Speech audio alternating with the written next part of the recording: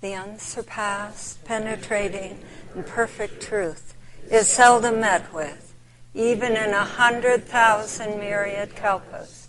Now we can see and hear it. We can remember and accept it. I vow to make the Buddha's truth one with myself.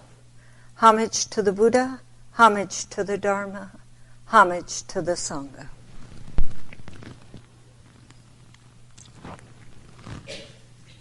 Can you all hear me? Barely. Doesn't sound to me like it's on.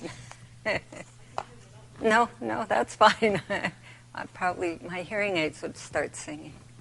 Okay. Dogen said, to behold all beings with the eye of compassion and to speak kindly to them is the meaning of tenderness. Dogen brought serene reflection meditation from China to Japan in the 1200s. And I'm finding that this statement about seeing all beings with the eyes of compassion and speaking kindly to them, it continues to be an inspiration to my life. Do you think the world could use a little more tenderness? Just a radical thought. Do you think that there's enough divisiveness and disputing going on in this world? Maybe it's all right. Maybe we don't need to be kind and tender. But I suspect most of us would wish for more kindness, more tenderness in speech and in thought. If you believe that I'm talking about tenderness because I know how to be tender and I'm good at the practice of tenderness, I would say you don't know me. Because tenderness is a challenge, and it's a challenge for me. And I've spent my entire life being challenged by trying to use tender speech. I find that it takes mindfulness. It takes a willingness to pause before we say something. And it takes reflection on ourselves, on our own heart. Additionally, I find it really helpful to notice the tension that's going on in me and the tension in the person I'm talking to, and be mindful of that, and be sympathetic both with myself and with the other person, and that actually helps being tender when you talk. And to relax right in this very moment. To practice tenderness, I think, is to open ourselves up to our own regrets over what we have said in the past, the harsh speech, the harsh tones, the willingness to look at that and say, oh, I could have done that so much better. I'm so sorry for what I've done. That willingness to look within is a really important part in the practice of tenderness. It really tenderness starts with us and then radiates out. And we can't say, well, that person was angry at me, so of course I spoke to him just the way they deserved. It doesn't work that way. Oh, that person's angry. What am I going to do? That's what tenderness is about. Of our 10 precepts, over half, more than half, are involving speech, right speech. And I'm just going to name them. Refraining from saying that which is untrue. Refraining from selling the wine of delusion. Refraining from speaking against others. Refraining from being proud of ourselves and devaluing others, which often involves our thoughts, untender thoughts. Oh, I'm much better than that person. What? Well, that's interesting. Refraining from being angry And of course, as we all know, anger is a minefield of untender speech. It does great harm. And refraining from defaming the three treasures, from criticizing other beings. So you can see that there's a lot going on here in how we speak and how we relate to other people. Right speech, which is one of the truths of the Eightfold Path. It's about how to harmonize ourselves with other beings. And to harmonize ourselves with others, we actually have to harmonize ourselves with ourselves, not separate. So to stay still in the center is actually a critical aspect, critical not in terms of complaining, critical in terms of this is really important. Be still in this situation. When we live in our centers, or as Reverend Master Jiyu called it, the third position, then we are in equanimity with all things. We are not involved in the opposites, which is the hook. This is why we are not all tender. We all get hooked on our views. Oh, I believe this, and that person believes something else. And so we begin to conflict. And staying still is the antidote for the opposites. Reverend Master Jiyu said, it's the third position. You're in the center of yourself. And when you're in the center of yourself, then you're in balance. And you're not being caught by, oh, I'm attracted to that. I want that. And then we make mistakes. Or being, oh, I don't like that. I'll push that away. And again, we make mistakes. And we have untender thoughts and actions. And part of this aversion and attraction really is about separation.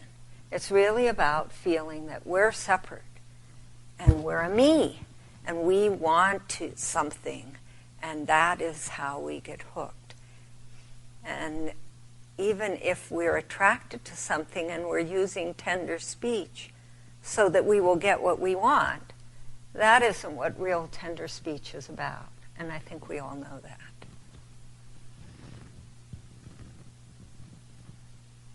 Tenderness is one of the four wisdoms. Now, I grew up reading the Shoshogi, and I wondered to myself, the four wisdoms.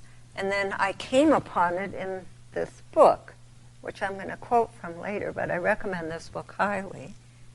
It's the Buddha's teachings on social and communal harmony.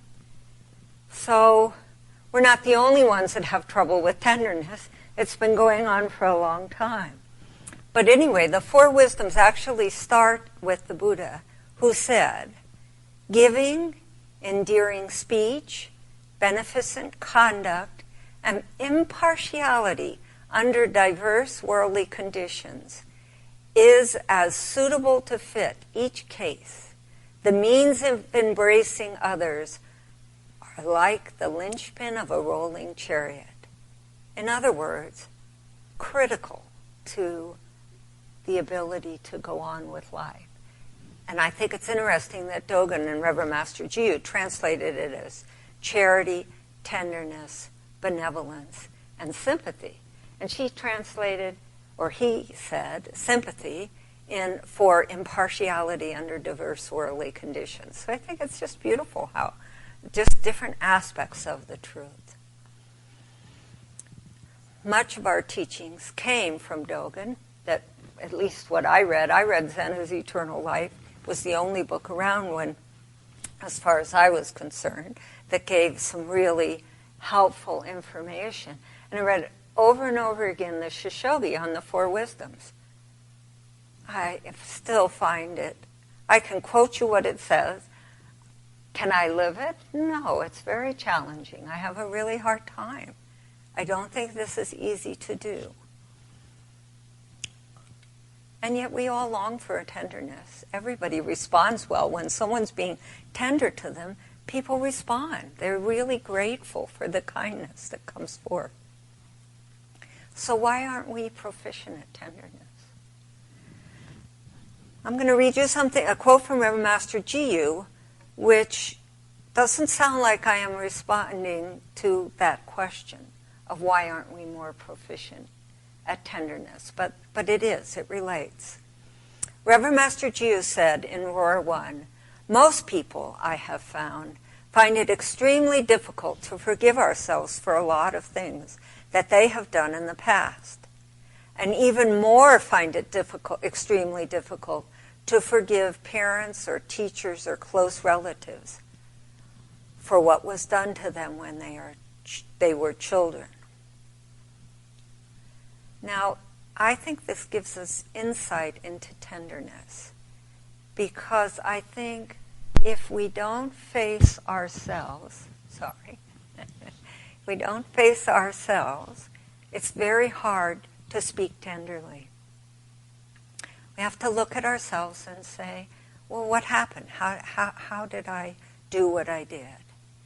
There are examples from our own training. If we do this, if we look inside, we see that when we do the work, we begin to see, how hard it is to look at ourselves.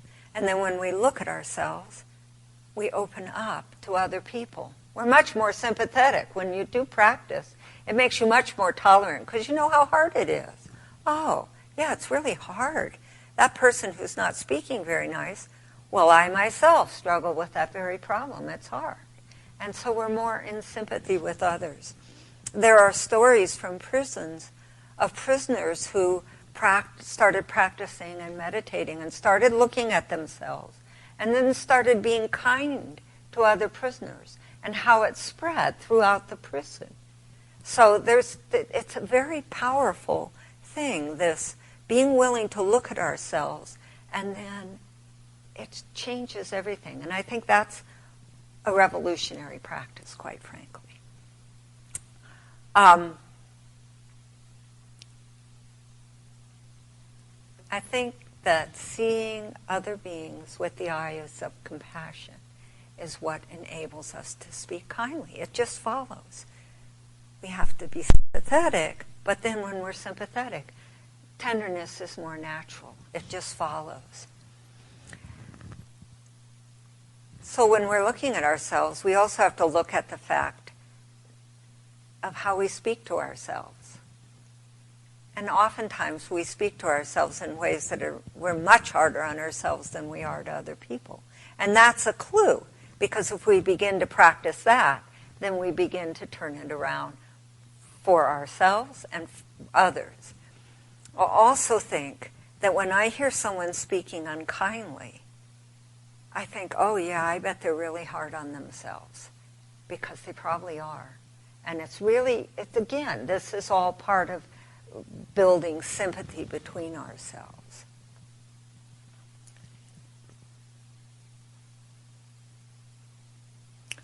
To behold all beings with the eye of compassion and to speak kindly to them is the meaning of tenderness. If one would understand tenderness, one must speak to others whilst thinking that one loves all living things as if they were one's own children. Dogen said that. And I have to say, every time I read it, I would read it when I was a young mother. I had a little daughter, and I would think, oh, I wish I could speak kinder to her. If I speak to my own child, and this is supposed to be the ideal, I'm going to tell you a little story, which was just a wonderful story for me, great teaching. My husband was calling my daughter, and he was not calling her in a friendly way. And I said to him, you should use tender speech, having read the Shoshogi. And so he called her, and he called her in this, he was being sarcastic. He was calling her in this very sweet, oh, will you come see me? And she walked in and she said, Daddy, I've never heard you talk so kindly to me. Did we learn? No.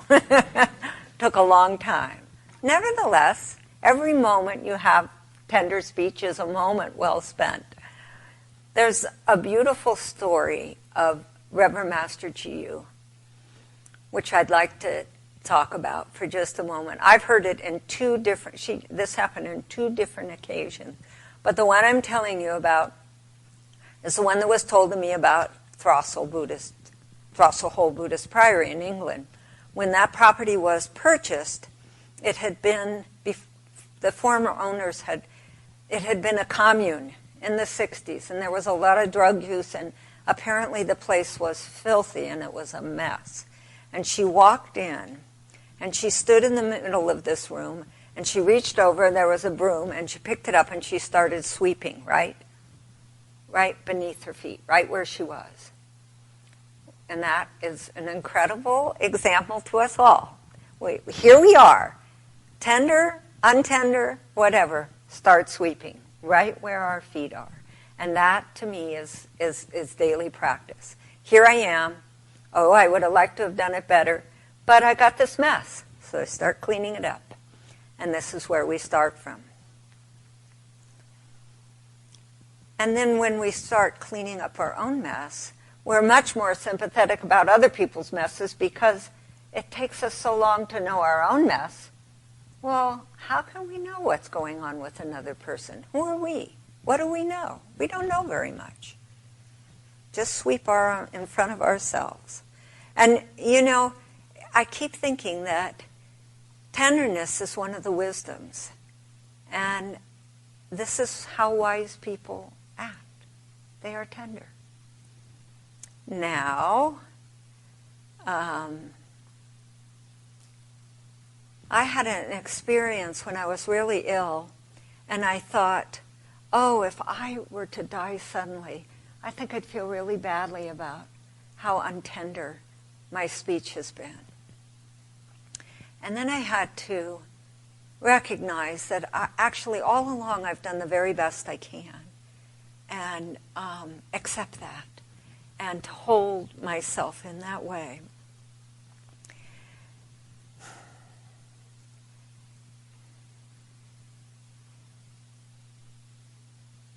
I think the universe rejoices every time we're tender, and that's the point. And it's not how many times we weren't. It's just continually trying over again to get back. And I think that causes great rejoicing in the universe. And because tenderness is so hard to do, well, isn't that a great challenge? Hey, this is really good. Is this not worthy of our effort? So I think it's really important to keep that in mind. Now, this is an important part of tenderness, which is contrary to how people think. People think, oh, they want people to be tender, so everybody should talk really sweet to each other and loving, and isn't that wonderful? No, that's not exactly what tenderness is. That's an aspect, it can be.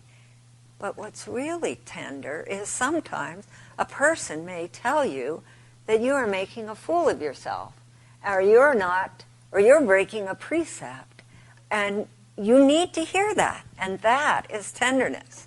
Now, the Buddha himself spoke quite directly and fiercely sometimes to people who were rude and making mistakes and so on. So, and he did it without getting caught.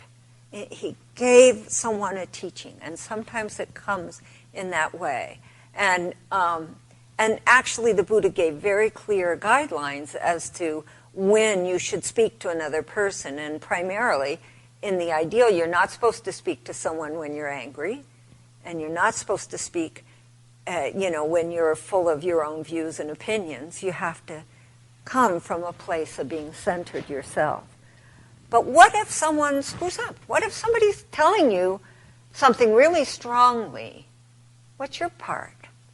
What can you do about it? And this comes from Shariputra. I'm going to read it, and I just love it, because I think it's very challenging to do, and again, I think it's really worth our effort. So Shariputra says, Shariputra was one of the Buddha's, he was one of the Buddha's foremost disciples, he was called the parent of the Sangha. So he says, friends, a person who is reproved should be established in two things, in truth and in non-anger. He should reflect, if others should reprove me, whether at a proper time or at an improper time, whether about what is true or about what is false, whether gently or harshly, whether in a beneficial way or in a harmful way, whether with a mind of loving kindness or while harboring hatred, I should still be established in two things, in truth and non-anger. If I know this is such a quality in me, I tell him, it exists, this quality is found in me. And if I know there is no such quality in me, I tell him, it doesn't exist, this quality is not in me. So what he's saying is, when someone reproves us, it's up to us to know, is this the truth for us? Is this right? And sometimes we don't know right away. Someone's saying something. I've had a situation where someone has said something strongly to me, and I thought, no, this can't be. This isn't correct. And I might say, gee, I don't think that's the way it is. And they go on, and I listen very carefully, and then I think, I've had this happen, where I've gone, oh my goodness, I have not seen this in myself. I did not know I was doing this. And it was enormously helpful, and I was extremely grateful for someone to tell me the truth, and even though it was difficult to hear. So this is an aspect of tenderness which is really important. It's up to us to stay really still and say, is this true? John Cha said that. He said, if someone comes up and says something to you, just say, is it true? Interesting. If it's true, then change your ways. And if it's not true, then don't be bothered by it. Now, that's hard to do, all right? We all know. Somebody comes up and tells us something. It's not easy. But this is, again, an aspect of tenderness, both to ourselves and to others, is that ability to just be still in the truth. Is this true? Such an important aspect of it. At the end of Dogen's commentary on the wisdom of tenderness, he says, when one speaks kindly to another, his face brightens and his heart is warmed. If a kind word be spoken in his absence, the impression will be a deep one. Tenderness can have a revolutionary impact upon the mind of man. Now, I think we all know what it's like to speak kindly to someone and have someone appreciate it, because there's this mutual benefit that occurs. But I find it interesting that Dogen says, even if we're not there and we speak kindly to someone, it has an impact. And to me, that's talking about how interconnected we all are.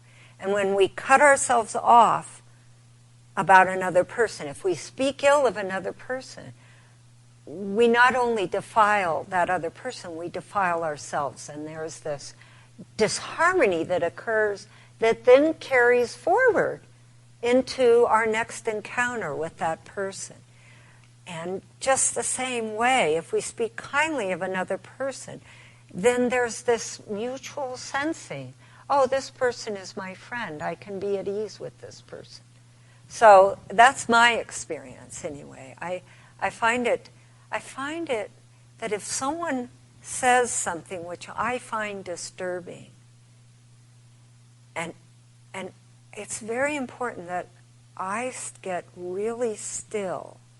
I tend to react, but if I get really still, then I can figure, in a way, I can say, oh, what would be good to do here? What would be good? Do I need to say something to this person? Oftentimes, if we ask a question, or we say to someone, gee, this person was doing, I thought they were doing the best they could, everything softens, and it gets out of that adversarial place. So, you can see there's a lot of practice that's needed with tenderness.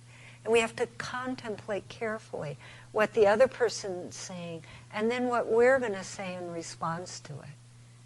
It's just really, it's a rich area.